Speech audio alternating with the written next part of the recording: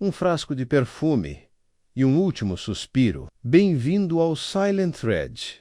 Eu sou seu anfitrião, Haru. Diga nos comentários de onde está nos ouvindo, quero conhecer você. Cada mensagem deixa esta jornada ainda mais especial. Vamos ao mistério. Foi no início do outono de 1935, aquela época dourada do ano em que Londres se sente quase parisiense em temperamento, que Hercule Poirot e eu recebemos um convite inesperado para a zona rural de Surrey. Devo confessar que, a princípio, assunto não me pareceu um crime, menos apenas uma daquelas perturbações levemente escandalosas entre a nobreza, nas quais Poirot ocasionalmente se envolvia por indulgência equivocada.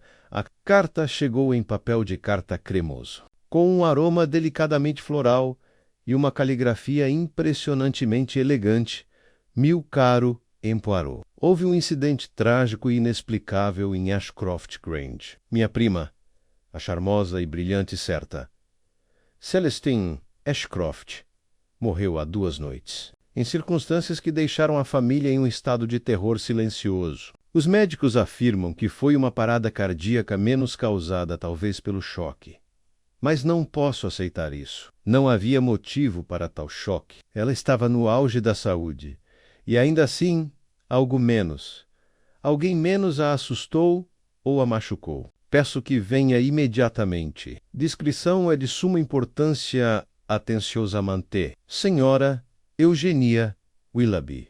Poirot estava tomando sua tisana e ajustando a posição de um espelho com moldura de prata sobre a lareira quando li a carta em voz alta. Seus olhos brilhavam por cima da borda da xícara. Mon cher Hastings, disse ele com aquela calma irritante que lhe era peculiar, não lhe parece curioso? Uma mulher morre. O médico chama de insuficiência cardíaca, menos tão comum. Tão inglês. Não é, mas o primo dela fala de medo. E perfuma a carta. Você acha que isso é significativo? Maisie Bincer. O que é perfume, meu amigo? Senão a mais pessoal das armas? Não se borrifa um cômodo com ele, menos coloca-se atrás da orelha, no pulso. Se há veneno, está no íntimo. Venha, Hastings. Vamos para Ashcroft Grange. E assim fizemos Ashcroft Grange ira, em cada centímetro, uma imponente propriedade rural, com suas torres cobertas de eira e seus jardins extensos, revelando uma espécie de melancolia inglesa. Ao passarmos pelos portões de ferro forjado e subirmos a estrada de cascalho, não pude deixar de ficar impressionado. Poirot, no entanto, parecia absorto em observar a simetria das sebes. Isso já diz muito, ele murmurou.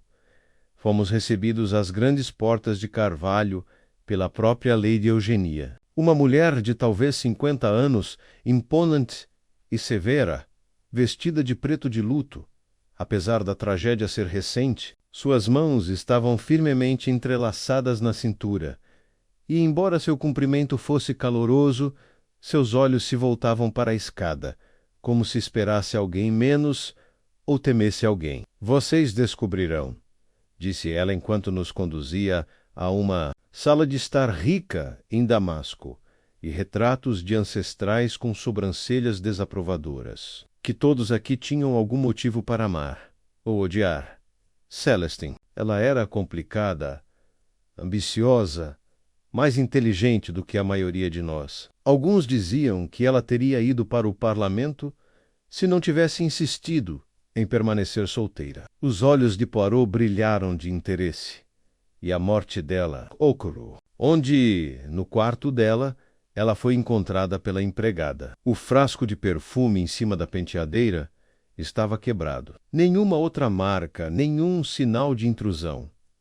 A janela estava aberta. Quel dommage, disse Poirot suavemente. Morrer sozinho, cercado de beleza. E ainda assim, ele parou de falar, seu olhar já examinando a sala, menos parando em uma fotografia de um jovem bonito em uniforme militar. Depois, passando para uma garrafa meio vazia no aparador, você vai querer falar com a família, Lady Eugenia sugeriu. Estima. Todos aqui para o funeral amanhã. Seu irmão Julian, sua sócia, certa Delphine Gray, seu ex-noivo Sr. Simon Fleetwood, e menos claro, menos meu marido e eu, e a empregada que a encontrou, a jovem Elsie. Atormentada, coitada. Mas ela ainda está em casa. Ela insistiu. 3 bin, disse Poirot, levantando-se.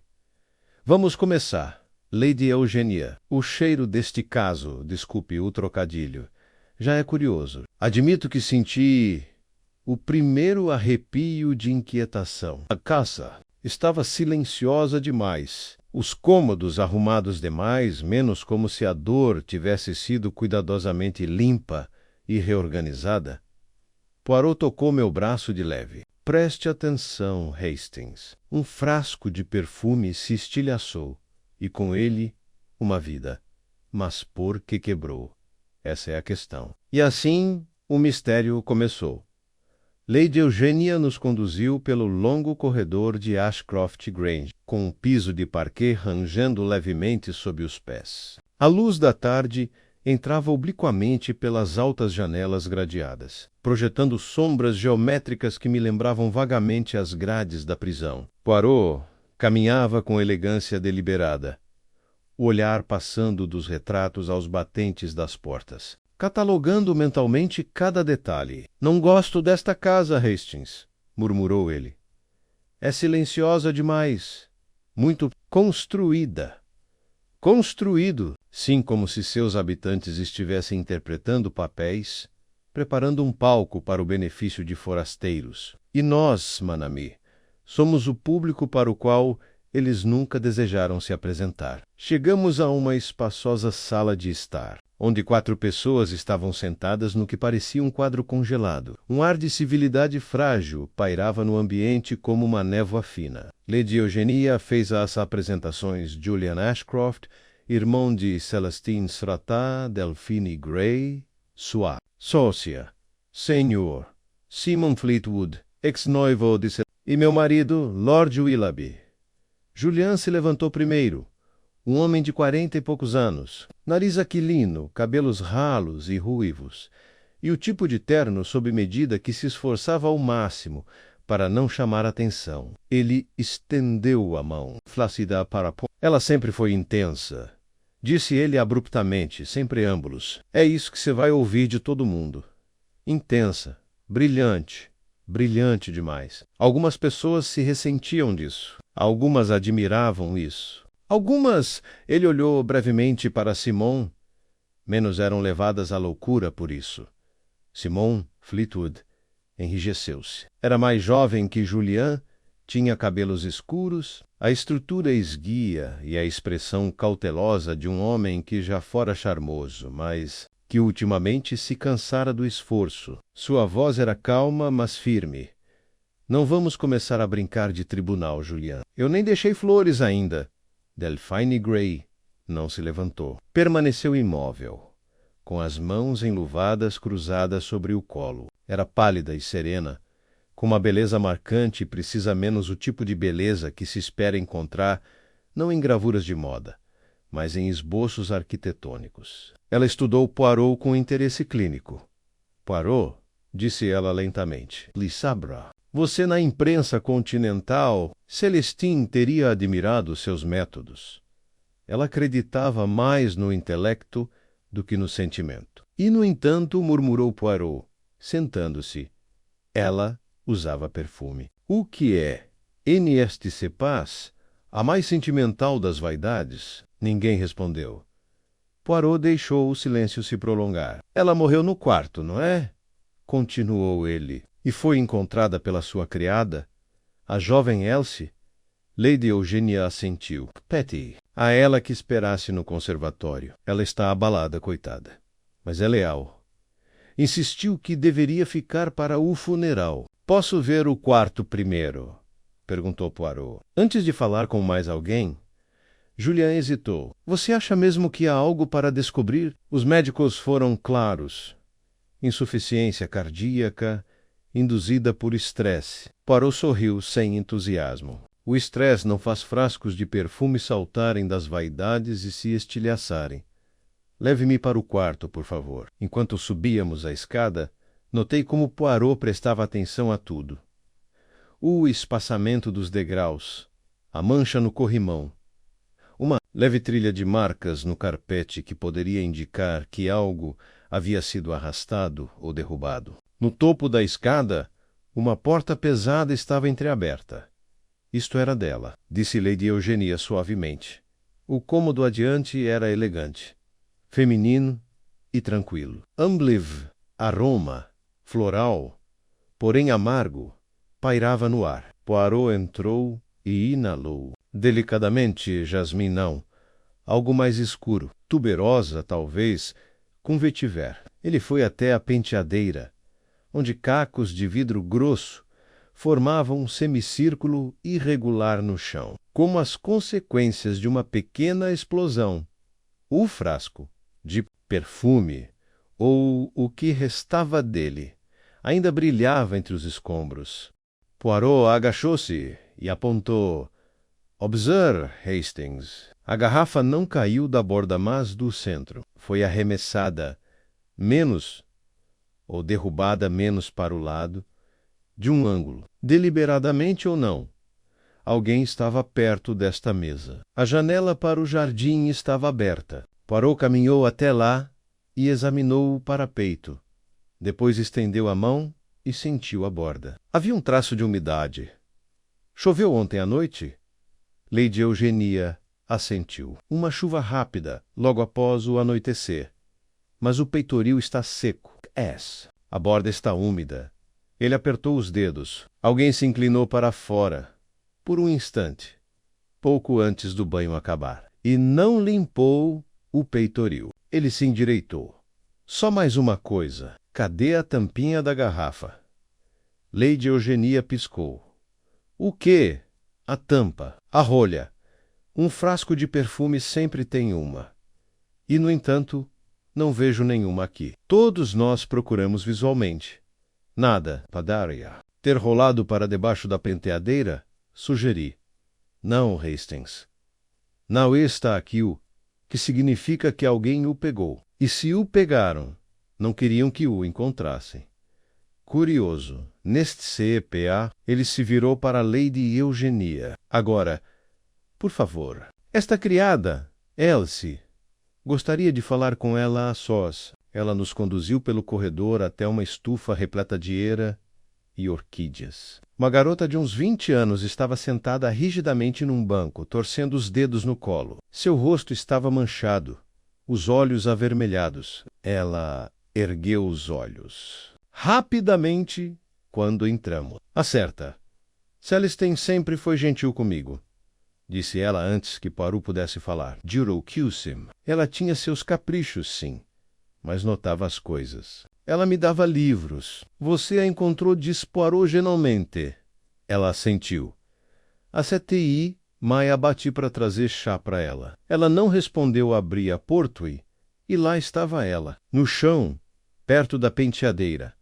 Seus olhos estavam abertos. Poirot sentou-se ao lado dela. E o perfume estava quebrado. A garrafa menos ela sempre a deixava na bandeja com o conjunto de pincéis menos, mas estava no chão. E o cheiro, senhor, era horrível. Não como costumava ser. Queimou o nariz. Os olhos de Poirot se estreitaram. Queimou, você disse. Sim, tipo produtos químicos. Não perfume. Algo azedo e estranho. Poirot virou-se lentamente. Para mim, veneno, Hastings, num frasco de perfume. Ele se levantou. Mademoiselle Elsie. Mais uma coisa. A senhora notou se havia algo fora do lugar? Ela hesitou. Havia. Algo estranho. Sim. A caixa de joias dá certa. Celestine estava aberta, mas ela nunca a deixava assim. E um dos brincos dela estava faltando. O conjunto de esmeraldas. Só um. Poirot não disse nada por um instante. Depois assentiu. Merci. Você foi muito prestativo. Quando entramos novamente no corredor, inclinei-me mais perto. E então, o que você acha? Acho, disse Poirot suavemente, que alguém acreditou que o veneno permaneceria desconhecido, menos mascarado pelo cheiro, descartado como insuficiência cardíaca. Mas é um pobre criminoso, Hastings, que esquece os sentidos. Olfato é memória, e memória em um assassinato é tudo. Chegamos às escadas e parou. Agora, disse ele, vamos falar com o noivo. E eu, por exemplo, senti o ar ficar mais frio. Simon Fleetwood nos aguardava na biblioteca, uma sala de pé direito, alto de carvalho polido e fumaça de charuto rançoso. As paredes estavam forradas com fileiras de livros escuros e nunca lidos, a maioria deles selecionados, e o suspeitava, mais pelas lombadas do que pelo conteúdo. Simon estava parado perto da janela, uma das mãos enfiada no bolso do colete, a outra segurando um cigarro pela metade, que ele parecia não perceber que estava apagado. Ele se virou quando entramos, com uma expressão cautelosa. Não sei o quanto posso ajudar, disse ele antes mesmo de nos sentarmos. Celestine e eu não tínhamos conversado muito nos últimos meses. Ela rompeu nosso noivado em julho. Poirot não fez menção de se sentar. Permaneceu imóvel, observando o homem com uma intensidade educada. Ainda assim, o senhor está aqui. Voltou para o funeral. Simon expirou bruscamente. O que eu deveria fazer? Ficar longe? Fingir que não me importava? Ele jogou o cigarro apagado no cinzeiro e, finalmente, encontrou os olhos de Poirot. Nos amamos um dia. Poirot assentiu lentamente. Amor e ressentimento, eles costumam dividir a cama, não é? Simon se encolheu. Eu não guardo rancor dela. Eu não a entendia mais. Explique isso, por favor. Simon passou a mão pelos cabelos, agitado. Ela mudou neste último ano. Ficou mais ambiciosa. Sempre foi inteligente, determinada. Sim, mas ultimamente estava diferente. Ela, ira reservada, obsessiva. Delphine e ela estavam sempre escondidas, cochichando sobre algum plano, acordo ou, sei lá. Ela não me contava. Parou, inclinou a cabeça. Você se sentiu excluído. Você não faria isso? Parou. Deixou o silêncio se prolongar antes de continuar. E quando ela terminou o noivado, ela deu uma razão. Simon apertou o maxilar. Ela disse que me faltava ambição, que eu não era mais um desafio suficiente para ela. Ele deu uma risada amarga. Dá para acreditar, depois de tudo que eu abri mão por ela? O que você desistiu, Sr. Fleetwood? Simon hesitou. Eu estava em negociações para um cargo em Bruxelas, menos negócios, trabalho de exportação. Eu teria que me mudar. Celestine implorou para eu não ir. Então eu fiquei. Aí ela me dispensou 2 meses depois. Poirot franziu os lábios. Isso deve ter ferido seu orgulho. Um homem traído muitas vezes guarda sentimentos fortes. Eu não a matei, se é isso que você está pensando. Eu não danço, monsieur, disse Poirot calmamente, e não acuso sem provas. Apenas observo. Ele fez uma pausa. O senhor a viu no dia em que ela morreu? Simon desviou o olhar. Brevemente. Nos cruzamos no corredor naquela tarde. Ela mal olhou para mim. Ela parecia assustada. Simeon franziu a testa. Não. Distante, sim, mas não com medo, embora ele hesitou. Agora que você mencionou, ela estava carregando aquele maldito frasco de perfume o dia todo. Estranho para ela. Geralmente só usava perfume à noite. Senti um cheiro quando ela passou. Forte, avassalador. Forte demais. Parou, assentiu lentamente.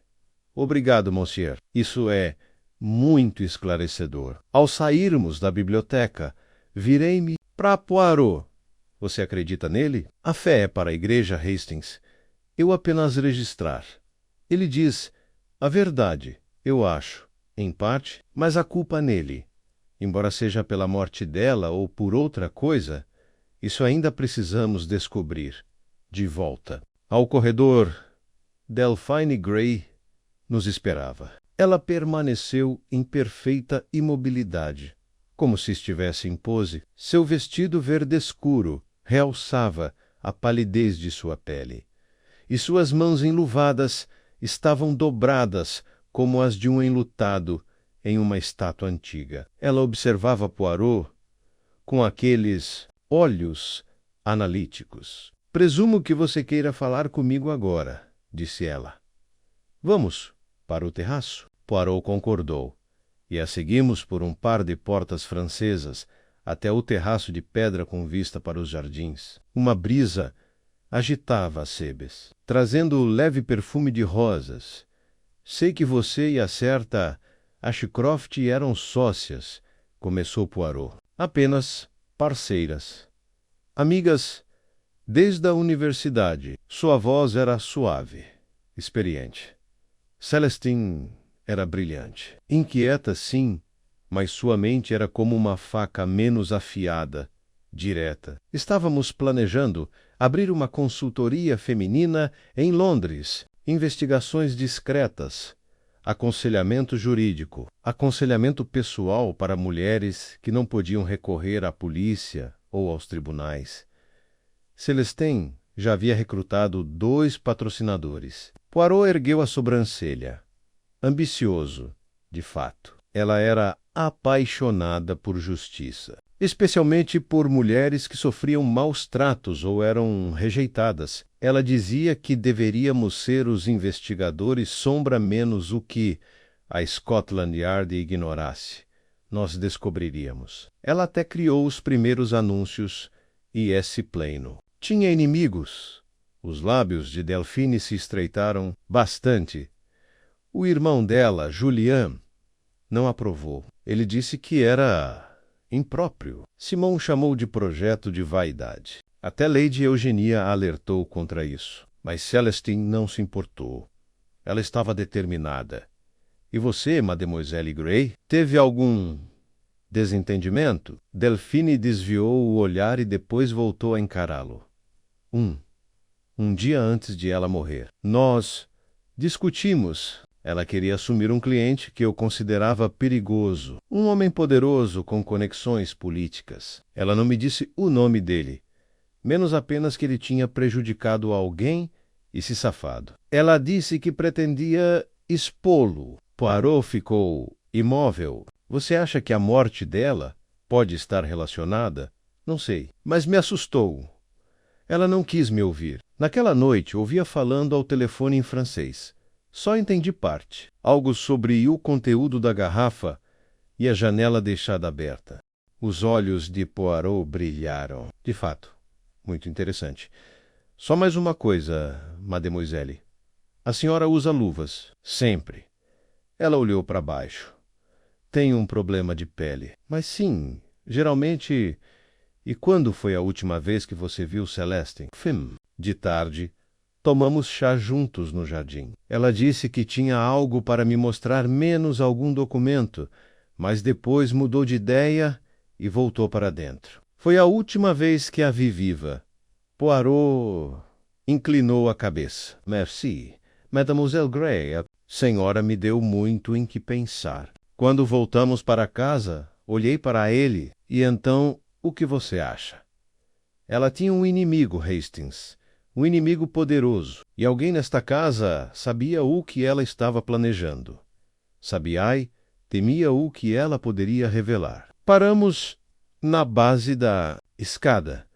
Poirot olhou para cima, pensativo. "A seguir", disse ele, "falamos com o irmão Julian Ashcroft, o homem que desaprovava tudo e que herdaria tudo caso sua irmã morresse. Julian Ashcroft nos recebeu em seu escritório. Um retiro masculino de couro escuro e armários de bebidas reluzentes.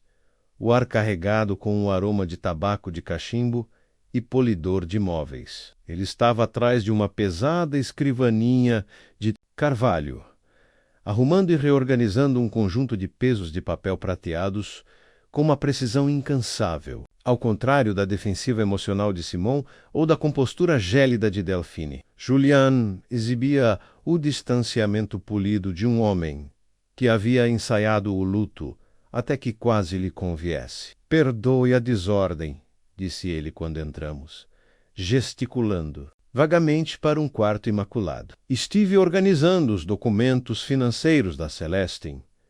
Tem sido esclarecedor. Poirot não se sentou. Andou lentamente de um lado para o outro da sala, como se inspecionasse o perímetro de uma cena de crime. Mas, Sr. Ashcroft, começou ele gentilmente, gostaria de entender a relação que o senhor tinha com sua irmã. Julian endireitou os ombros.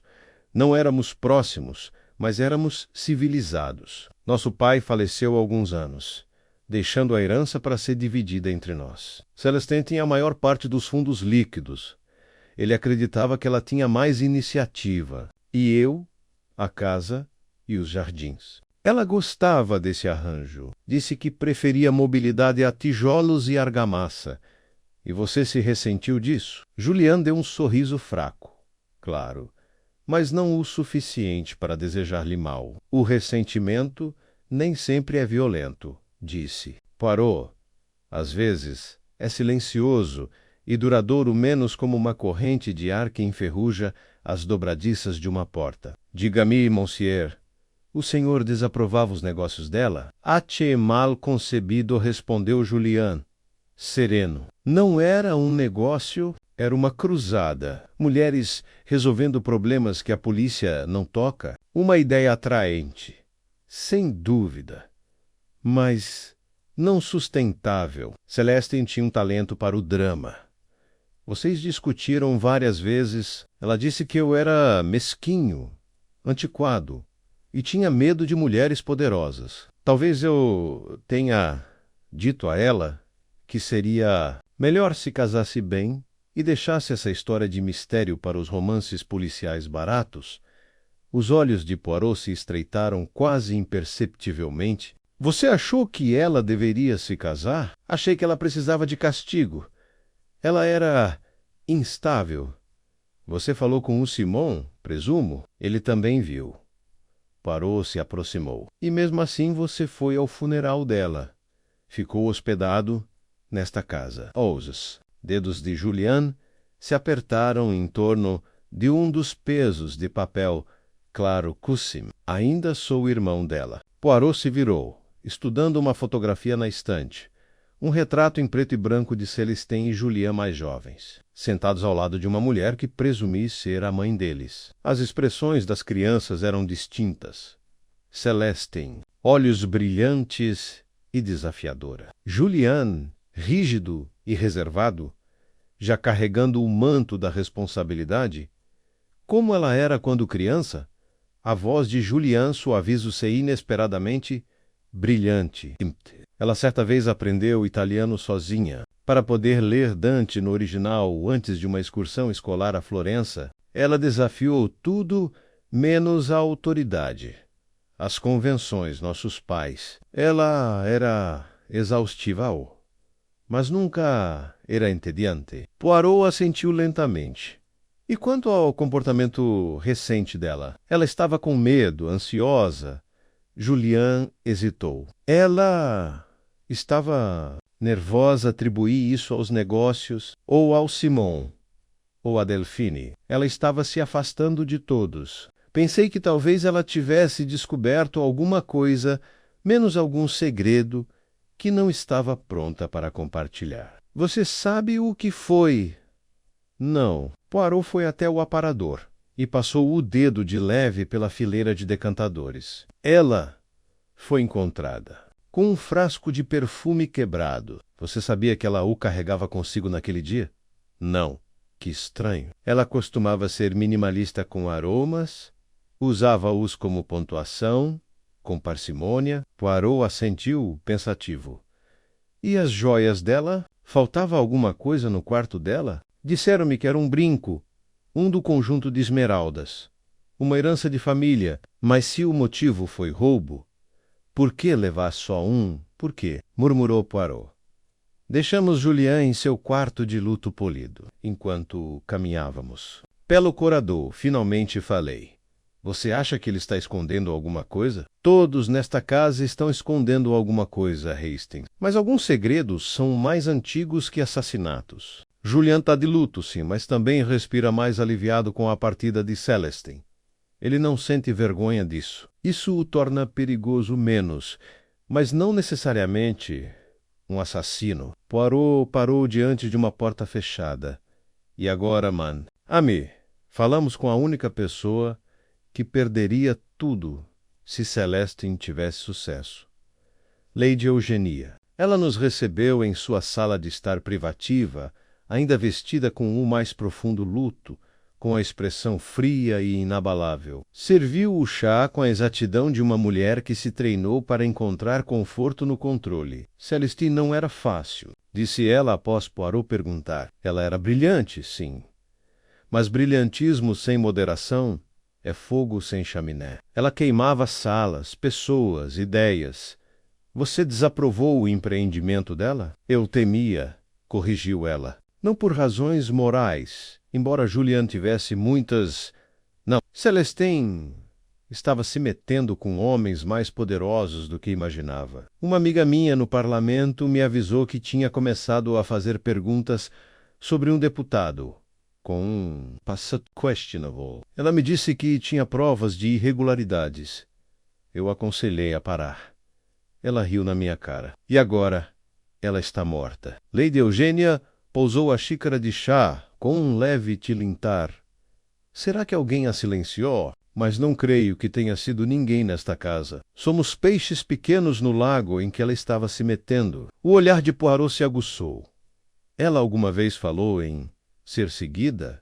Ameaçada? Ela era reservada a Monsieur Poirot. Sempre fora. Mas nas últimas 2 semanas. Sim, ela estava vigilante. Evitava janelas depois do anoitecer. Levava um caderninho consigo o tempo todo e escrevia em código. Perguntei para que servia. Ela me disse. Seguro. Seguro contra quem? Ela não disse. Mas disse outra coisa. 2 dias antes de morrer. Estávamos no jardim. Ela tocou no frasco de perfume, de leve, quase inconscientemente, e disse: até o frasco mais elegante pode conter veneno. Se você souber como enfeitá-lo, então ela sorriu. Não, pensei muito nisso. Poirot, lavant-se. Madame, posso ver o caderno dela? Lady Eugenia suspirou. Não está aqui. Eu mesma revistei as coisas dela na noite em que ela morreu. Está desaparecido? Ao sairmos da sala, Poirot ficou estranhamente em silêncio. Seguiu de volta ao salão principal, com os nervos à flor da pele pela expectativa. Ela escondeu a verdade aos olhos de todos. Hastings, disse ele finalmente, em voz baixa. Ela sabia que estava em perigo. Ela tomou precauções, mas alguém descobriu e agiu antes que ela pudesse expor. Ele se virou bruscamente. Precisamos falar com a empregada novamente. Não sobre o que ela viu, mas sobre o que ela moveu, o que ela limpou, o que ela tocou. Há algo faltando. Algo físico. Nenhuma pista. Hastings. Uma mensagem. E suspeito que esteja envolto em pano e com cheiro de morte. Ele bateu na têmpora. As pequenas células cinzentas. Hastings. Elas sussurram agora. Estamos perto. Elsie. Sentou-se mais uma vez no conservatório. O avental ainda impecavelmente passado. Embora suas mãos tremessem ligeiramente ao dobrá-las no colo, desta vez Poirot não se sentou ao lado dela. Ficou em pé diante dela, quase como um maestro diante de uma orquestra, os olhos ligeiramente semicerrados, como se lesse uma partitura invisível gravada em seu rosto. Mademoiselle Elsie. Como? Ele... A senhora já foi muito prestativa. Mas acredito que há algo mais. Não o que a senhora tem disse, mas o que você pode ter feito, sem perceber sua importância. Ela ergueu os olhos, assustada. E eu não entendo. Na manhã seguinte, a morte dá certa. Celestine, você entrou primeiro no quarto dela, e neste cepaz, viu o frasco de perfume quebrado? Sim. Mas mexeu em mais alguma coisa? Limpou alguma coisa, tocou em alguma coisa, mesmo que fosse para fazer o quarto parecer mais Decente. Seus dedos se entrelaçaram. E eu devo ter pegado o roupão. No chão, pendurei na cadeira perto da janela, a expressão de Poirot não mudou. Mas vi seus ombros se erguerem levemente, como um pássaro abrindo as asas em antecipação. O roupão, sim, descreva-o para mim, por favor. Seda azul clara a mangas compridas. Ela sempre usava por cima da camisola de manhã. E você encontrou no chão? Sim, aos pés da cama. Achei estranho. Ela estava sempre arrumada, mas presume que ela tivesse deixado cair durante a noite. O tom de Poirot suavizou-se. Você verificou os bolsos? Ela piscou. Eu não pensei nisso. Podemos ver? Ela se assentiu rapidamente e saiu apressada. Voltou momentos depois com a peça de roupa cuidadosamente enrolada nos braços. Poirot a pegou delicadamente como se fosse de vidro e a colocou sobre a mesa da estufa, murmurou ele. Tão inocente. Tor elegante. Ele enfiou a mão no bolso direito. Nada. Depois, no esquerdo. Seus dedos se fecharam em torno de algo, e seu rosto não mudou, embora eu tenha notado um leve arquear de suas sobrancelhas. Do bolso. Ele tirou um pequeno quadrado de linho cuidadosamente dobrado. Um lenço com monograma com as iniciais que... Aí estava, amarrado firmemente com um nó. Poirot colocou-o sobre a mesa e, com cuidado, desfez o nó. Dentro havia um segundo objeto, embrulhado em papel de seda, uma pequena rolha de vidro. A peça correspondente ao frasco de perfume quebrado, eu ofeguei. Ela escondeu. Sim, Hastings, e com propósito. Se tivesse sido simplesmente derrubado, teria caído junto com a garrafa. Mas ela o separou. Por quê? Porque ela percebeu algo. Talvez tarde demais. Ele se virou para Elsie. Você notou isso quando levantou o vestido? Ela balançou a cabeça. Não, senhor. Eu juro. Eu só peguei e pendurei como sempre faço. Claro. Mas ao fazer isso, você preservou a mensagem dela. Bravo. Ele se virou para a rolha, levando-a ao nariz. Sua expressão tornou-se grave. Há um resíduo lá dentro. Levemente oleoso não é só perfume. Não. É muito amargo, muito metálico, precisamos tester. Mas suspeito que encontraremos uma toxina sintética menos solúvel em álcool ou óleo, enfiada no frasco para imitar o aroma, até que ele atingisse os nervos. Então foi assassinato, sussurrei. Sim, Hastings, inegavelmente. E ainda há mais. Tirou um lenço limpo do bolso e levantou cuidadosamente a tampa. Embaixo, revelado na dobra do vestido, havia um pequeno pedaço de papel borrado, mas legível. Poirot leu em voz alta. Ele teme que eu sei. Se eu não falar até segunda-feira, olhe no jardim. Elsie engasgou. O jardim. Mas que ela teria escondido lá? Poirot dobrou o bilhete delicadamente. Isso, mademoiselle, é o que precisamos descobrir agora. Deixamos Elsie pálida, mas decidida, e seguimos para o jardim. O sol da tarde começava a se pôr, lançando longas sombras sobre as sebes. Poirot estava parado no caminho central, observando o terreno como um general preparando um ataque. E lá? Foi vista pela última vez aqui, Hastings, com Delphine Gray. E foi aqui que ela disse que tinha algo para lhe mostrar. Algo que ela não revelou. Por quê? Porque ela temia que Delphine a impedisse? Possivelmente. Ou talvez ela tenha percebido tardiamente que alguém estava observando. Mas ela pode ter escondido o que quer que fosse antes de voltar. Caminhamos ao longo das bordas do jardim, com Poirot parando de vez em quando para examinar uma abertura na cerca viva, um pedaço de solo remecido, um caule quebrado. Ali, disse ele por fim, apontando para um trecho de roseiras perto do antigo relógio de sol, terra fresca e sem ervas daninhas. Hastings, me empresta seu lenço. Entreguei-lhe, e ele se agachou cuidadosamente, removendo a camada superior, de terra. Alguns centímetros abaixo, seus dedos tocaram algo firme. Ele o retirou com cuidado. Um caderno fino e preto. Poirot se levantou e limpou a mancha. As iniciais que... estavam gravados no couro. O diário de Celestine, disse ele suavemente. Aquele que Lady Eugenia não conseguiu encontrar. Ela era cuidadosa. Não confiava em ninguém.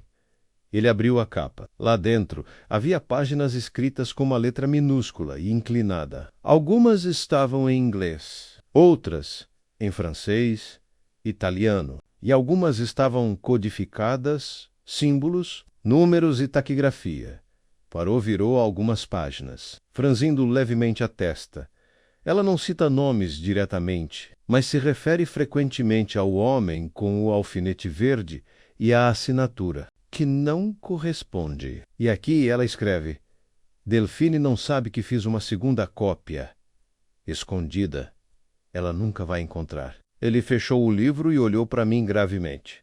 Não se tratava de mera ambição, Hastings. Celestine estava chantageando alguém menos ou reunindo provas para uma denúncia. Talvez até para a imprensa. Ela havia descoberto uma fraude grave e alguém a silenciou antes que ela pudesse agir. Então quem era o homem com o alfinete verde? Isso ainda precisamos aprender. Mas primeiro, reunimos todos. Eles precisam saber. O jogo não está mais nas sombras. Voltamos à sala de estar, onde Lady Eugenia, Julian, Simon e Delphine estavam sentados em silêncio tenso. Poirot entrou com uma ordem que silenciou toda a conversa. Ele ergueu o caderno. Minhas senhoras e senhores, disse ele, eu lhes dou a voz dos mortos. Mademoiselle Celestine Ashcroft temia que seu assassino atacasse. Ela deixou para trás não uma pista, mas 3. Ele colocou a rolha, a nota dobrada e o caderno preto sobre a mesa. Agora, disse ele com serena firmeza, começamos de novo. Desta vez, com a verdade. E a sala, como se prendesse a respiração, esperou.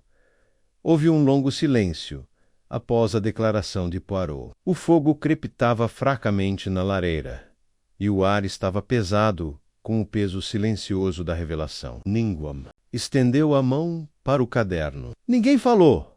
Julian Ashcroft foi o primeiro a quebrar o silêncio, pigarreando. Você diz que ela temia alguém, que ela deixou pistas, mas certamente não quer dizer. Algemach? Poirot inclinou a cabeça gravemente. Sugiro apenas o que as evidências me obrigam a sugerir, monsieur. O frasco de perfume envenenado, a rolha faltante escondida em seu roupão, o diário codificado enterrado no jardim. Não foi um estranho que deixou esses sinais. Foi a própria Mademoiselle Ashcroft, sabendo que o perigo estava próximo e que ninguém além destes muros era confiável. Delphine Gray levantou-se do assento, com a postura rígida e defensiva. Isso é um absurdo. Você está baseando tudo isso em enigmas e fragmentos. Aqui o Bill Heath. Ele teme-o, que eu sei. Quem é ele? Qualquer um poderia tê-lo plantado. Pelo que o sabamos, Celestine estava ficando paranoica. Não, mademoiselle, disse Poirot calmamente. Celestine Ashcroft era muitas coisas, mas não descuidada com as palavras. A frase é deliberada. E o caderno, "What has mencionados Nelly?" O rosto de Delphine permaneceu composto, mas seus olhos se estreitaram ligeiramente. Ela suspeitava que você, certa, Gray, estivesse escondendo algo, de temer a exposição. Ela observa que você tentou dissuadi-la de perseguir um certo cliente, um com influência política. Ela acreditava que você temia não pela segurança dela, mas pela sua. Isso não é verdade. Então, vamos falar francamente. Quem era esse homem que ela investigou? Delphine hesitou. Eu não sei o nome verdadeiro dele. Ela só se referia a ele por um apelido. O homem do broche verde. Era uma piada particular entre nós. Ela alegava que ele estava envolvido em um escândalo antigo, o desaparecimento de uma mulher encoberto anos atrás. Ela acreditava que Ele havia falsificado registros. Uma assinatura. Ela disse. Não batia. E esse homem? Ela já o conheceu pessoalmente? Não, ela estava tentando se aproximar por meio de intermediários. Ela planejava confrontar alguém em um evento de arrecadação de fundos em Londres, na semana que vem. Ela disse que entregaria a última peça do quebra-cabeça lá. Poirot assentiu lentamente. Então a morte dela não foi aleatória. Foi preventiva. E, no entanto, mademoiselle, a senhora guardou essa informação para si. Mesmo agora, fala como se estivesse relutante. Delphine apertou os lábios e desviou o olhar. Porque pensei, talvez não tivesse conexão. Talvez ela simplesmente tenha morrido. E eu não queria trair a confiança dela, Julian Zambu. Ou talvez você soubesse mais do que está admitindo. Por favor, interrompeu Lady Eugenia, com a voz baixa e fria. Não vamos cair em discussões acaloradas. Monsieur Poirot, o senhor já deixou claro o seu ponto. Mas quem entre nós teria condições de envenenar um frasco de perfume? Isso não é um crime casual. De fato, disse Poirot. E é por isso que deve ter sido alguém com acesso aos seus pertences pessoais. Alguém em quem ela confiava. Seu olhar percorreu o quarto. Vamos considerar quem conhecia suas rotinas, suas preferências. Quem saberia, por exemplo, que ela usava perfume antes de dormir e que um frasco em sua penteadeira seria deixado intocado pelos funcionários? Simon enrijeceu-se. Você está insinuando que isso foi planejado com antecedência. Claro, o veneno não estava no chá nem na comida. Estava nos objetos mais pessoais. Um perfume que ela usava diariamente. Um assassinato planejado para ser descartado como natural. Lady Eugenia franziu ao testal. E então, onde isso nos deixa? Você afirma que todos aqui são suspeitos.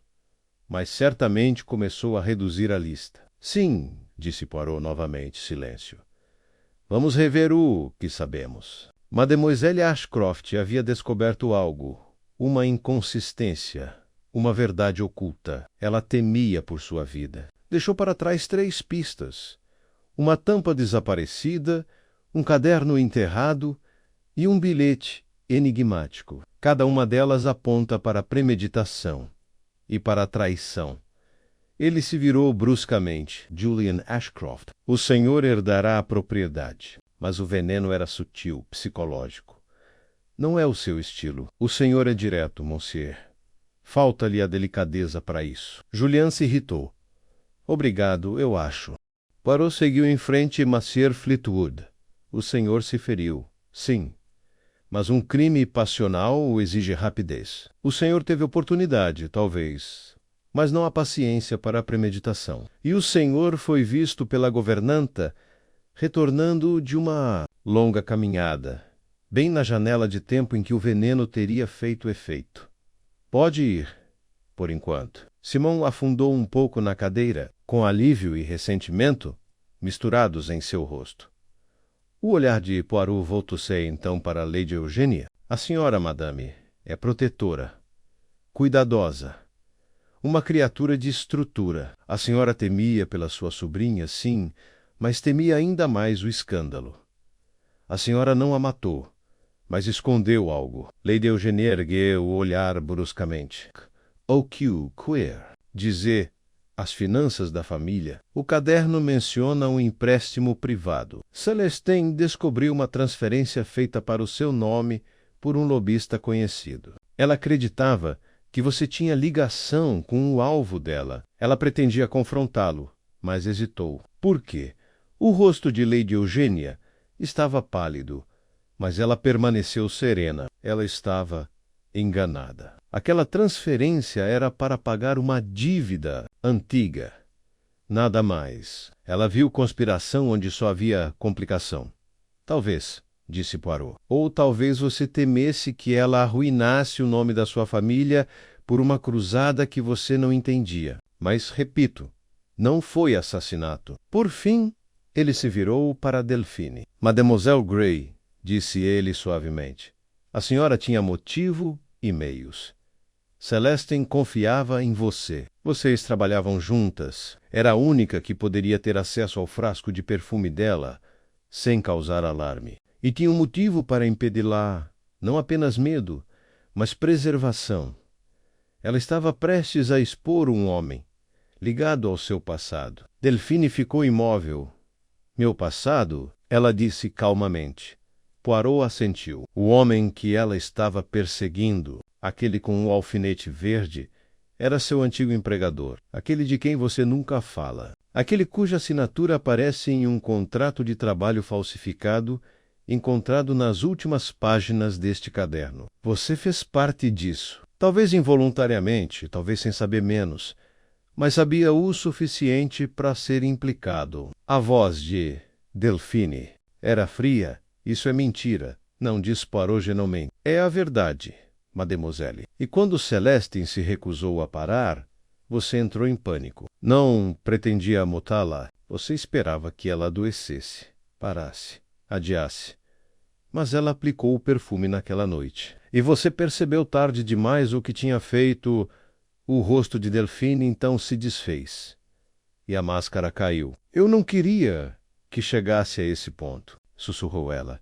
Eu só queria assustá-la. Só um pouquinho. Ela nunca me ouviu. Ela sempre insistiu. Sempre arriscou tudo pelas suas causas. Eu a avisei. Eu implorei. E ela ainda planejava expô-lo. Poirot deu um passo para trás. E então você colocou o veneno na garrafa que ela amava. Elegante, íntimo e completamente fatal. Ninguém se moveu. Por fim, Lady Eugenia sussurrou. 1000 ideias. Poirot exalou suavemente, como se estivesse liberando o peso da sala. A polícia vai precisar do caderno, da rolha e da sua confissão. Delphine sentiu-se pesadamente com as mãos tremendo no colo. Eu a amava, disse ela, sem palavras. Eu não queria perdê-la. Eu só queria que ela parasse. Poirot balançou a cabeça gentilmente. E agora, mademoiselle, ela está em silêncio.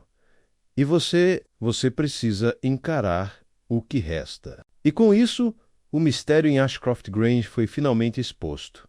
Um caso não de ganância ou raiva, mas de medo, controle e um veneno escondido em perfume. Sala de estar permaneceu silenciosa por muito tempo depois que a confissão de Delphine se desfez no ar como uma pedra em água parada. Lá fora, a última luz da tarde já havia se esvaído. As janelas refletiam apenas a luz dos lampiões e as silhuetas indistintas dos que estavam lá dentro. Poirot permaneceu completamente imóvel, com as mãos cruzadas atrás das costas e a expressão indecifrável no rosto.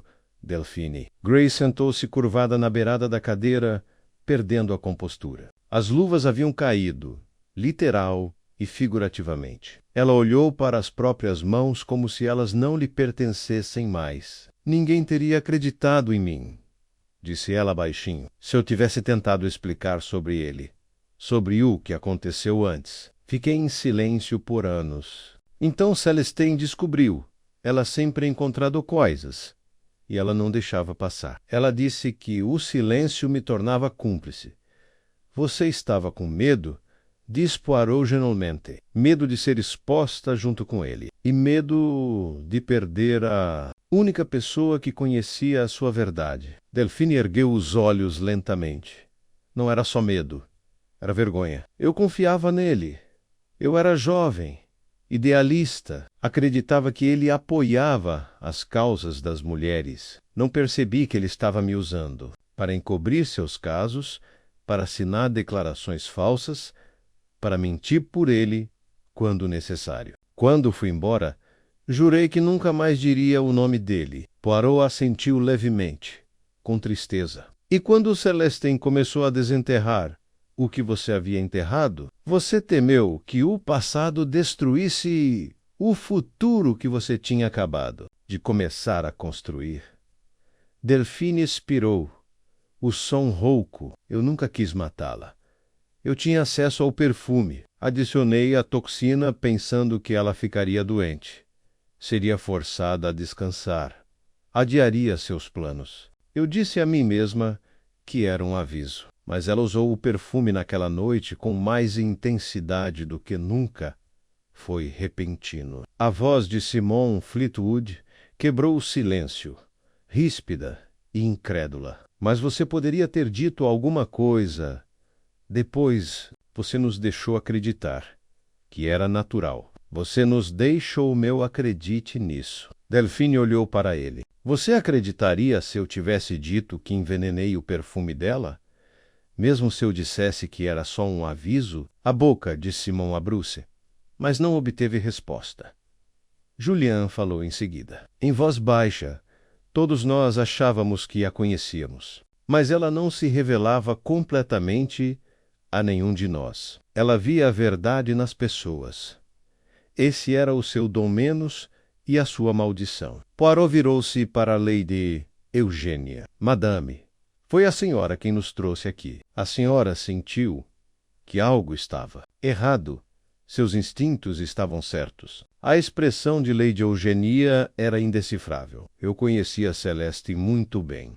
Ela nunca deixava nada inacabado. Morrer daquele jeito, no meio de uma luta, com os inimigos ainda de pé, não era o estilo dela. Poirot assentiu solenemente. Depois, virou-se para Hastings e para mim. Precisamos chamar o inspetor Wakefield. Isso não é mais uma questão de teoria, menos é uma questão de lei. Mademoiselle Grey precisa fazer uma declaração completa e precisa faz-lo com Anastasia. Delphine assentiu, a voz quase inaudível. Eu vou. Eu devo isso a ela. Poirot se afastou da lareira e foi até a janela, olhando para o jardim escuro. O silêncio atrás dele se manteve. Finalmente, ele falou, não com ninguém em particular, mas com um tom reflexivo que eu havia reconhecido como a voz de suas conclusões. Há um tipo de assassinato, meus amigos, que não vem do ódio, mas da preservação, do instinto desesperado de nos apegarmos à única coisa que tememos perder, mesmo que isso signifique destruí-la. Esse é o tipo de crime mais humano e frequentemente o mais trágico. Ninguém respondeu. O que o havia? Paradis. Na manhã seguinte, a polícia chegou discretamente. O inspetor Wakefield, um homem de ombros largos, bigode militar e modos cuidadosos, ouviu com grave atenção o resumo dos acontecimentos feito por Poirot e a confissão hesitante, mas completa, de Delphine. Pegou a rolha, o bilhete, o diário. Lia as páginas em voz alta às vezes, franzindo a testa para as partes codificadas e rabiscando anotações. Ela não é uma criminosa no sentido usual, disse ele a Poirot em particular, mas terá que responder pelo que aconteceu. O tribunal decidirá até onde a intenção pode ir antes de se romper. Poirot apenas assentiu. Mademoiselle Ashcroft morreu, mas ela nos deixou a sua verdade. Isso merece justiça, inspetor, não vingança. Delphine foi escoltada para fora naquela tarde. Ela não protestou. Lady Eugênia estava ao seu lado na porta, lançando-lhe um olhar não de julgamento, mas do consaco, talvez até de compreensão. Quando o carro partiu, o silêncio caiu novamente sobre Ashcroft Grange. Julian foi embora naquela noite. Simon Gill seguiu logo depois. Nenhum dos dois se despediu. Poirot e eu ficamos em casa uma última noite a pedido de Lady Eugênia, que ela insistiu, educadamente, mas com firmeza, em oferecer um jantar final. A refeição foi tranquila, mas não sombria. Na verdade, transmitia um estranho ar de paz. Ela era grande demais para este lugar, disse Lady Eugênia enquanto tomava a sopa. Muito esperta, muito ousada. Ashcroft sempre foi feita para vidas mais tranquilas. Ela teria causado impacto no parlamento, eu disse. Até no exterior. Kila teria feito inimigos em todos os lugares, disse Lady Eugênia. Mas amigos também. E admiradores. Ela olhou para Poirot. Você é um deles, eu acho. Poirot curvou-se levemente. Ela era formidável. em intelecto, em convicção, em coragem. E mesmo na morte, manteve-se precisa. Uma mensagem na garrafa, uma pista no ar. Você algum dia escreverá sobre ela? Ela me perguntou.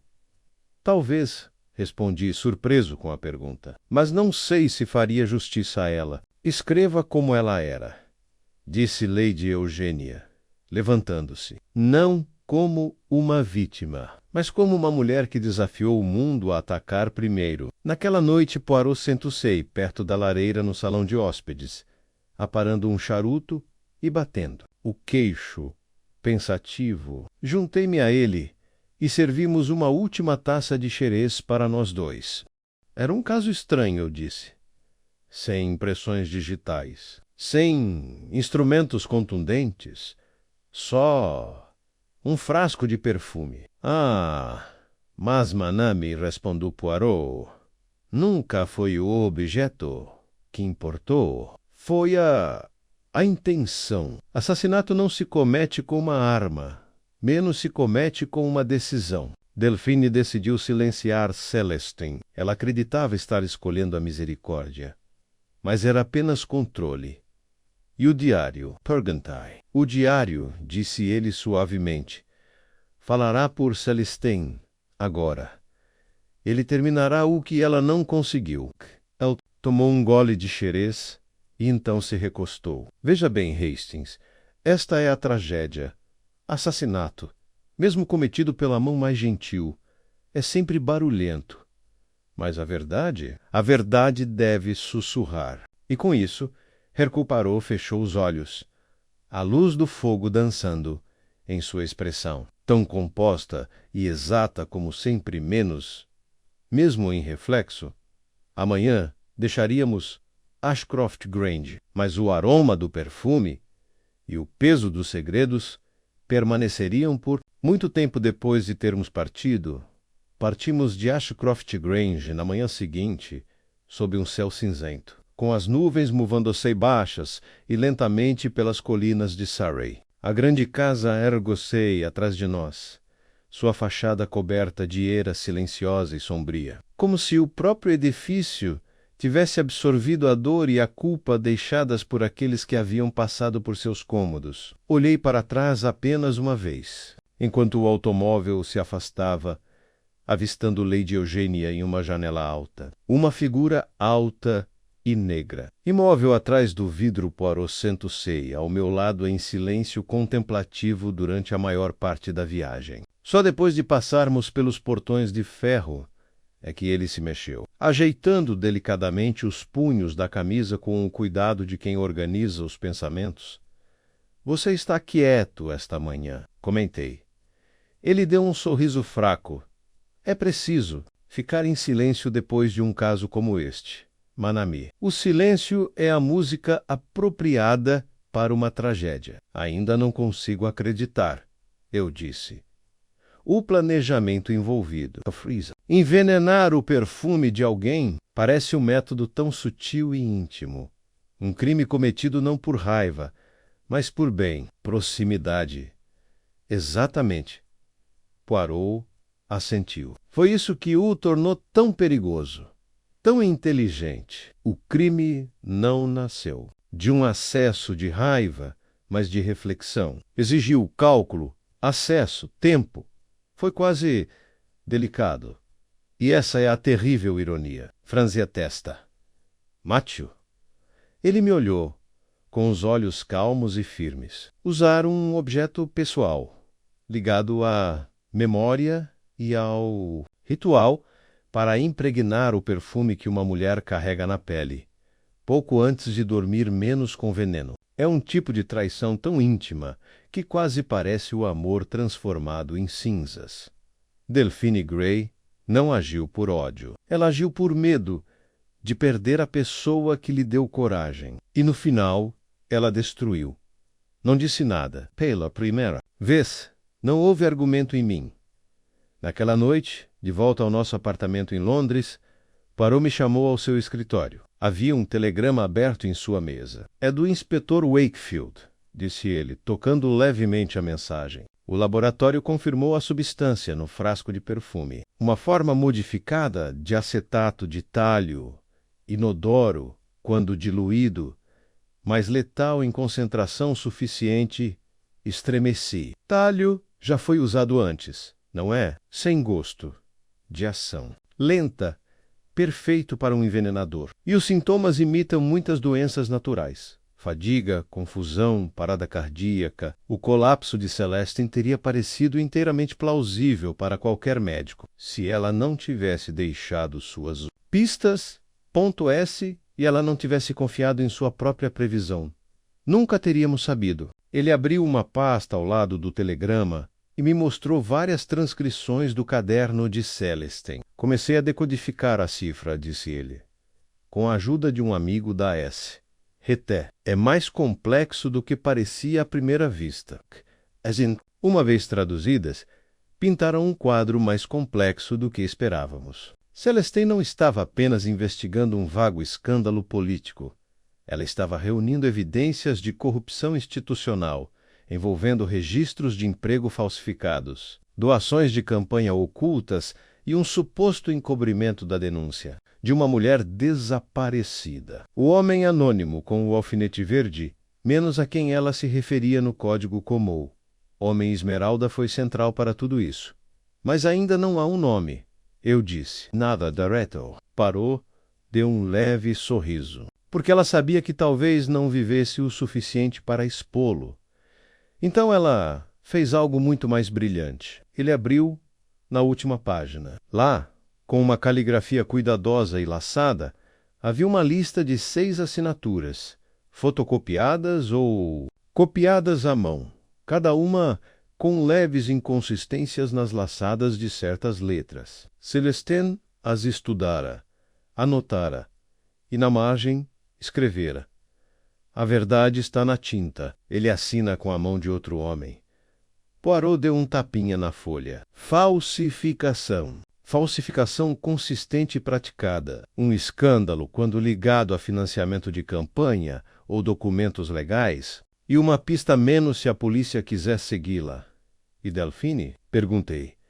Ela fez sua confissão completa. Wakefield diz que ela pode ser poupada da punição mais severa. Sua falta de antecedentes criminais, sua cooperação e as circunstâncias atenuantes podem resultar em clemência. Ela não será esquecida, mas também pode não ser condenada por completo. Ele pareceu pensativo. Mesmo assim, haverá um acerto de contas para todos os envolvidos. Vários dias depois, recebemos uma visita. Lady Eugenia Willoughby chegou sem aviso prévio, vestida de atul marinho, em vez de preto desta vez, embora mantivesse sua elegância característica. Seu rosto estava pálido, abatido menos, mas decidido. Não vou ficar muito tempo, disse ela na sala de estar. Mas achei que vocês deveriam saber o que aconteceu desde então. Ela sentou-se com compostura, costas retas e voz calma. A imprensa não soube dos detalhes. O inquérito considerou a morte de Celestine como circunstâncias suspeitas, aguardando nova análise. As autoridades estão investigando as conexões em seu diário discretamente. Mas o homem que ela estava perseguindo, aquele com o broche verde, renunciou ao cargo de conselheiro. Poirot ergueu a sobrancelha. Então a justiça começa. Sim, Eugenia hesitou, mas devagar. Sempre começa devagar. E a propriedade? Celestine deixou um testamento secundário. Não foi testemunhado, mas pode ter peso moral. Ela queria que sua parte fosse destinada ao financiamento de recursos jurídicos para mulheres. Ela até nomeou Delphine como uma possível administradora, menos caso ela se mostrasse digna. Poirot assentiu. Um desafio póstumo. Um legado. Corrigiu Lady Eugenia. Ela se levantou para ir embora, mas voltou à porta. Monsieur Poirot, o senhor encontrou a verdade porque ela a deixou para ser descoberta. Mas acredito que o senhor a compreendeu de uma forma que poucos compreenderam. Se me permite perguntar, o que o senhor teria dito a ela? Sei relatives Sobrevivido, Poirot ficou em silêncio por um longo momento. Depois, deu um leve sorriso. Eu teria dito a ela que ela era corajosa e brilhante, mas também tragicamente sozinha. E esse é o perigo, madame. Quando alguém se posiciona contra o mundo sem aliados, o mundo às vezes vence. Ela não disse mais nada. Ela foi embora. Mais tarde naquela noite, enquanto estávamos sentados em silenciosa companhia sob a luz do lampião, perguntei a Poirot o que aconteceria com o caderno de Celestin. Isso se tornará parte de uma investigação, disse ele. Talvez uma nota de rodapé em um escândalo, talvez a base para algo maior. Mas seu verdadeiro valor, Hastings, não está no que prova. Está no Quecon Service, uma mente que não quer ser silenciada, nem mesmo pela morte. Ele se levantou, enxugando a manga do casaco. Venha, Manami, vamos dar uma volta. A cidade está silenciosa esta noite, e acho que por uma vez deveríamos ouvi-la. E assim fizemos. Lá fora, o ar cheirava chuva, asfalto e um leve traço de lilazes. Talvez o perfume de alguém, flutuando no vento. Olhei para Poirot, que caminhava com as mãos atrás das costas e a cabeça ligeiramente abaixada, e então percebi o que ele havia entendido desde o início. Crime nunca foi sobre perfume ir a Sabra Poder, silêncio e o preço de saber demais. E, no final, somente Hercule Poirot, menos através da elegância do pensamento, da agudeza da ordem e da gentil sabedoria da compaixão, realmente ouviu o que Celestin Ashcroft queria dizer. As semanas que se seguiram ao funeral de Celestin Ashcroft trouxeram uma estranha quietude, não a calma que se segue à paz, mas o silêncio após uma tempestade que abalou o chão sob seus pés. Poirot, embora tão meticuloso como sempre em suas roupas e hábitos diários, estava estranhamente introspectivo. Falava menos limpos. Mesa 3 vezes em uma tarde. Aparou os caules de um vaso de lírios com a precisão de um cirurgião e depois os descartou completamente, declarando o aroma mórbido demais. Certa manhã, ao encontrá-lo contemplando as dobras de seu lenço, perfeitamente engomado. Aventurei-me. Você ainda está pensando nela, não é? Ele não ergueu os olhos. Mais oui, Hastings. Não se esquece uma mente assim tão facilmente. Mademoiselle Ashcroft era formidável. E agora ela está em silêncio para sempre, enquanto o mundo que ela tentou expor gira lenta e teimosamente, como sempre. Ele se levantou, abotoando lentamente o colete. E, no entanto, a justiça ainda pode andar com sapatos macios. Recebi outra carta. Venha, acomodamo-nos em nossos lugares habituais no escritório, enquanto ele desdobrava o envelope. A carta trazia o brasão do Ministério do Interior, caro C.R. Poirot. Gostaríamos de agradecer novamente pela sua inestimável assistência no caso Ashcroft. A documentação fornecida resultou na abertura discreta de um inquérito formal sobre as ações de Charles L. Barrow, ex-conselheiro ministerial de ética pública. Estamos revisando as discrepâncias em seus contratos de trabalho e registros financeiros, vários dos quais correspondem às amostras de caligrafia que Celestin Ashcroft anotou em seu diário. Embora os procedimentos públicos possam ser adiados, o trabalho de base que ela lançou, graças à sua investigação, menos ainda pode dar frutos atenciosamente. M. Hargrave, secretário adjunto de revisão interna Porat, dobrou a carta cuidadosamente. Então, o homem esmeraldá tem um nome, Charles Barrow. Ele não enfrentará a forca, mas talvez conheça a desgraça. Isso também é justiça menos de certa forma. Assenti. E o legado de Celestin. Ela será lembrada, embora não em voz alta, não pelo nome nos jornais, mas pelas mulheres que sua fundação ajudará. Lady Eugênia já começou a se informar com um advogado de Londres para formalizar o fundo. Olhei para a mesa, onde a rolha do frasco de perfume agora estava, embrulhada em uma caixa de vidro, um tipo estranho de troféu. Ela usava a elegância como escudo, eu disse. E quando ameaçada, revidava com intelecto, não com armas. Poirot sorriu levemente. Isso mesmo. Ela usou as ferramentas que a sociedade lhe permitiu menos beleza, charme, silêncio, e as transformou. Mas no fim, ela morreu porque confiou demais em uma pessoa.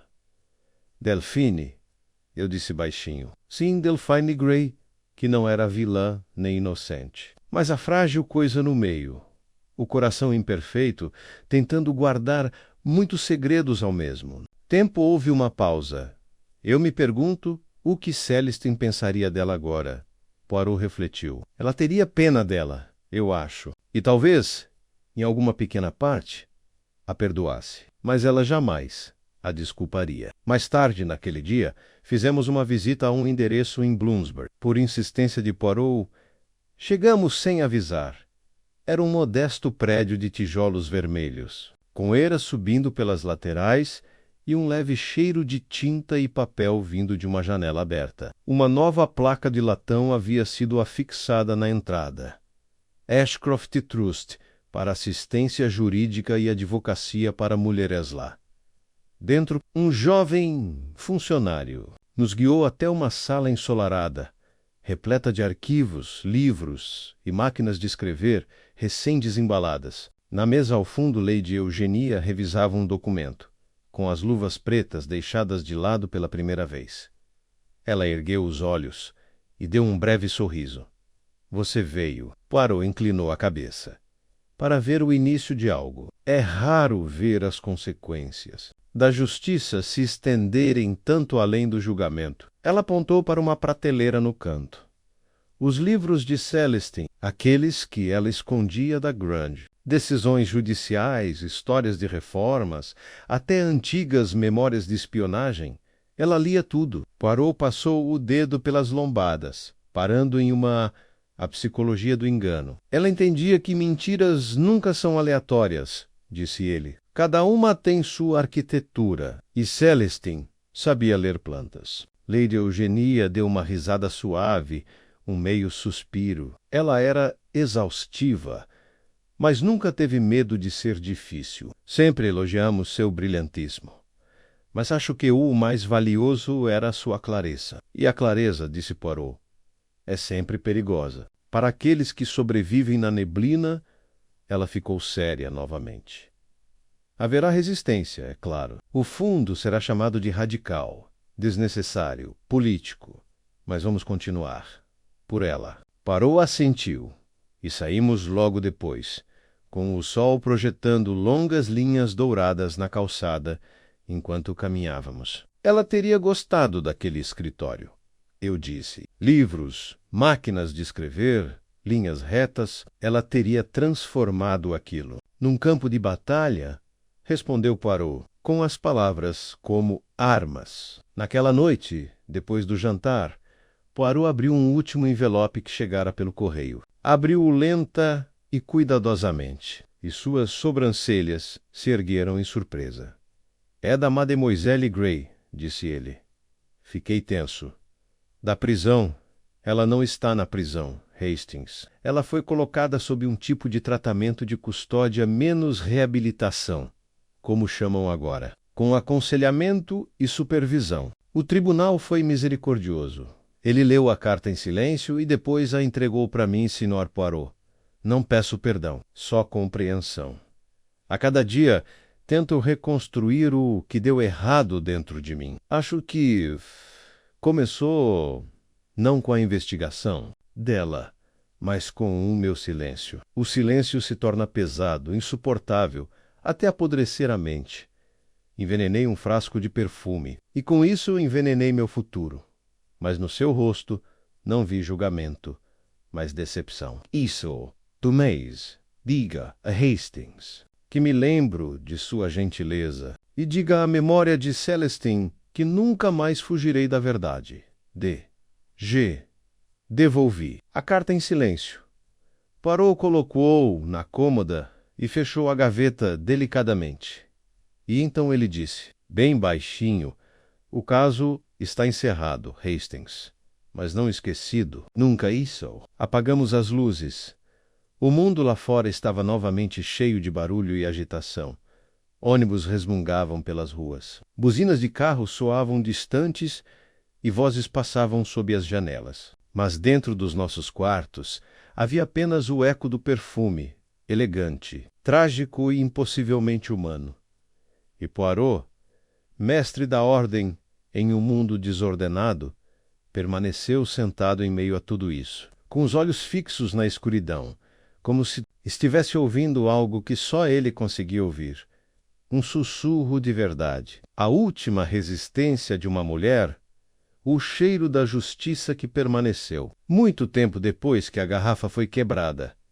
No domingo seguinte, Hercule Poirot e eu estávamos em um café tranquilo perto de Fitzrovia, sentados sob uma arandela de latão que zumbia levemente com a luz do gás. Lá fora, Londres seguia com seus afazeres de fim de manhã, com a indiferença de sempre menos carroças.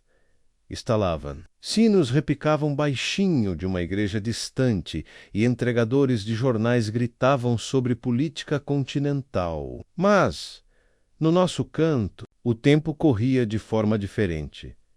Poirot mexeu seu expresso com precisão deliberada, a colher batendo contra a xícara de porcelana em um padrão tão metódico quanto tudo o que ele fazia. Você parece em paz ultimamente. Arrisquei, sem reclamações sobre corredores com correntes de ar, ou sobre o café do Metropolitan. Ele olhou para mim. Meu querido Hastings, não confunda o silêncio com paz. Mas o caso da Mademoiselle Ashcroft está resolvido. Não resolvido? É resolvidozinho, o culpado confessou. As autoridades agiram. Os documentos estão com quem pode fazer uso deles. Mas a justiça, verdadeira justiça, não é meramente a punição do transgressor. É a restauração do equilíbrio. Isso, Hastings, leva mais tempo. Ele cruzou as mãos. Houve um tempo em que um caso como este teria terminado com uma pistola na biblioteca, uma confissão rabiscada, às pressas e a sociedade grata pelo sigilo preservado. Mas este era um tipo diferente de crime, mais perigoso por ser silencioso, mais devastador por nascer da intimidade. Tomei um gole de chá. Pensativa. Ainda é difícil pensar em Delphine como uma assassina, porque ela não era uma no sentido convencional, disse ele. Ela não matou por ganância, nem por ódio, nem por ganho. Ela agiu por medo, um medo tão profundo que se disfarçou de amor. Mas medo não é desculpa, apenas uma explicação. Assente lentamente. Você acha que ela vai se recuperar? Poirot inclinou a cabeça. Ela nunca mais voltará a ser a pessoa que era. Mas ainda pode se tornar alguém melhor. Celestine lhe deu essa chance, mesmo na morte. Pensei no caderno, agora trancado num arquivo da polícia. Pensei no brinco de esmeralda ainda desaparecido, um símbolo, talvez, do que nunca foi recuperado. E pensei no bilhete final de Celestine. Ele teme o que eu sei. Se eu não falar até segunda-feira, olhe no jardim, mesmo em suas últimas horas. Ela planejou que outros tivessem sucesso, onde ela talvez não tivesse. Ela era corajosa, eu disse suavemente, e astuta. Ela era as duas coisas, concordou Poirot. E, acima de tudo, era precisa. Como eu, ela apreciava a simetria. Não queria deixar o caos para trás. Apenas a verdade. Ele recostou-se, dobrando o guardanapo cuidadosamente. Lembra o que ela disse à prima? Que até o frasco mais elegante pode conter veneno se você souber como enfeitá-lo? Sim, isso, Hastings. Não foi apenas uma metáfora, foi um manifesto. Ficamos em silêncio por mais um momento. Então Poirot tirou do casaco um pequeno recorte dobrado, um artigo de jornal Dios Tempus. A manchete dizia assessor ministerial. Renuncia em meio à investigação. Silenciosas fontes sugerem que impropriedades Estão sob análise. Está começando, murmurou Poirot. O homem que ela perseguiu, Charles Barrow, não irá a julgamento, mas ele foi destituído do título. E aqueles ligados a ele estão se esforçando para queimar seus registros. Mas o fósforo, Hastings, foi incendiado por Celestin.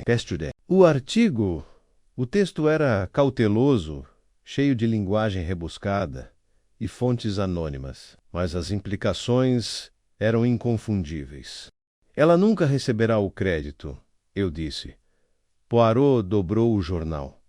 Não, mas às vezes a verdade não precisa de aplausos. Precisa de persistência. Saímos do café logo depois, passando pelas livrarias e barracas de flores da rua Charlotte. Foi ali, no meio da multidão, que Poirot parou de repente do outro lado da rua. Na vitrine de uma pequena boutique, um frasco de perfume estava exposto em uma bandeja espelhada menos vidro lapidado, gargalo dourado e uma delicada fita de cetim ao redor da tampa.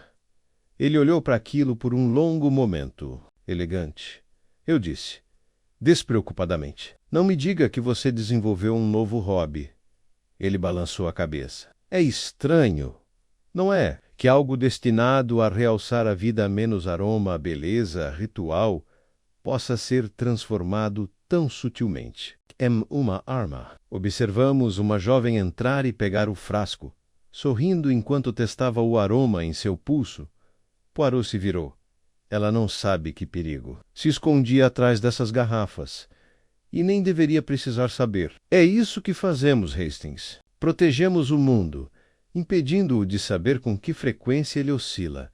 De volta ao nosso apartamento. Ele colocou o recorte de jornal ao lado do arquivo agora fechado Marquedoche Croft. Ele abriu a gaveta do seu arquivo, colocou a pasta lá dentro e trancou-a. Não consegui me conter. Então é isso. Nada de monografia grandiosa, nada de palestra sobre a psicologia dos crimes silenciosos. Poirot sorriu talvez um dia.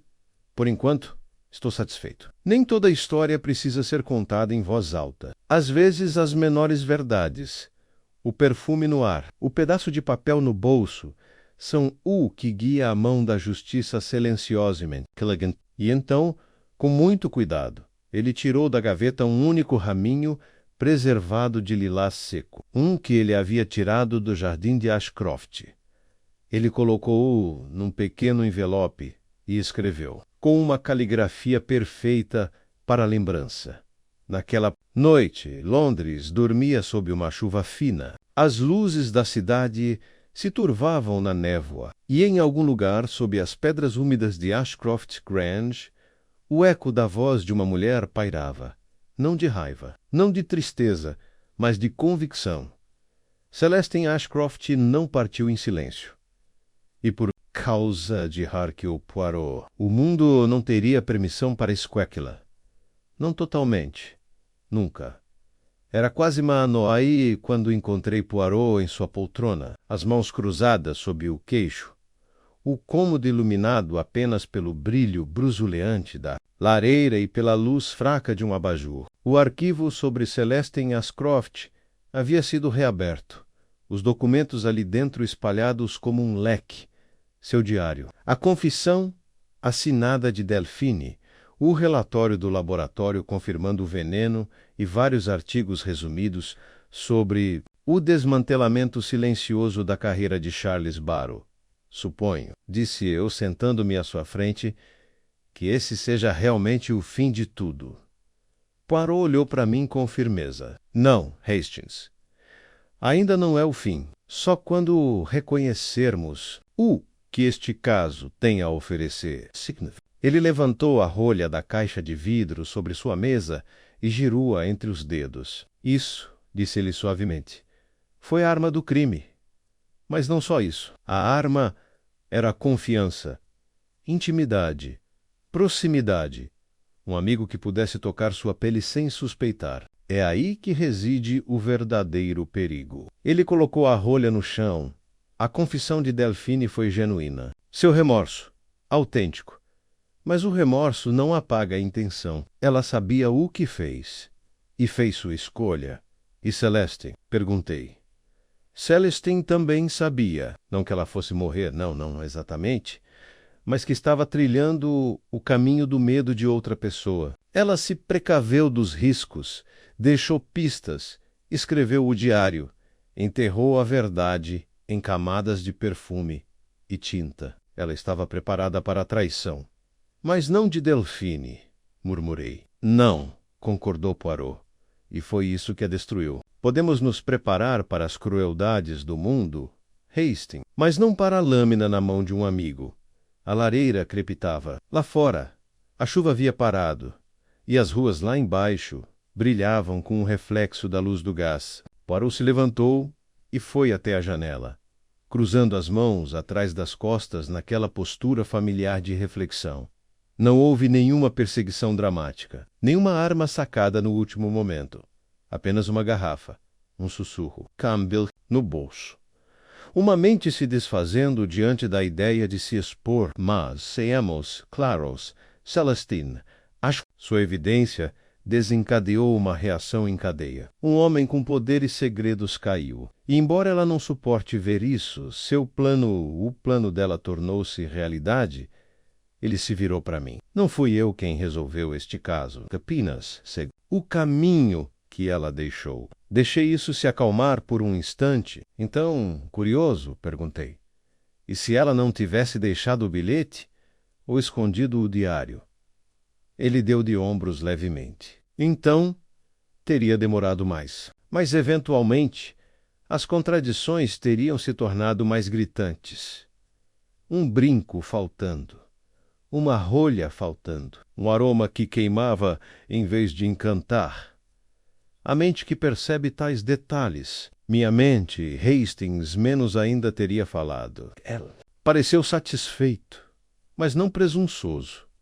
Talvez até reverente. E a Delphine? Perguntei. Que futuro você vê para ela? Poirot refletiu. Ela viverá em silêncio. Talvez sirva aos outros de alguma forma útil. A lei não esqueceu o crime dela, mas lhe deu a chance de carregar seu peso no serviço, em vez do silêncio. Eu acho, embora imperfeito. Sorri. Então, sem grande finale, sem reviravolta, Poirot levantou um dedo. Mas era uma reviravolta, meu amigo. Não em quem cometeu o crime, mas em pôr que deu certo. Veja bem, Celestine Ashcroft estava cercada por pessoas que a subestimavam. Seu irmão a considerava impulsiva. Simon se ressentia de seu intelecto. Até Lady Eugenia, que a admirava, considerava imprudente. Ele fez uma pausa. Mas ela não era nada disso. Ela era metódica, estratégica, corajosa, exozinho. Essa foi a grande tragédia.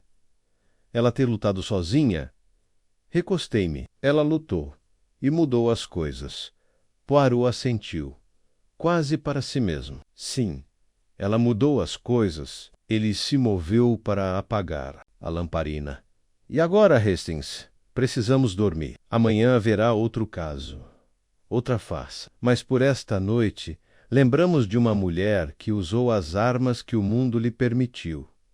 Palavras, sagacidade, perfume, e que transformou até mesmo essas em armadura. Eu também fiquei de pé, observando enquanto Poirot fechava cuidadosamente o arquivo Ashcroft e o colocava em seu armário. O clique da fechadura foi suave, mas definitivo, e assim terminou. Não com um grito ou um berro, mas com um suspiro. Uma justiça silenciosa. Um perfume que perdurava e Hercule Poirot, parado calmamente no escuro, sabendo que desta vez a verdade havia sido sussurrada alto o suficiente para ser ouvida.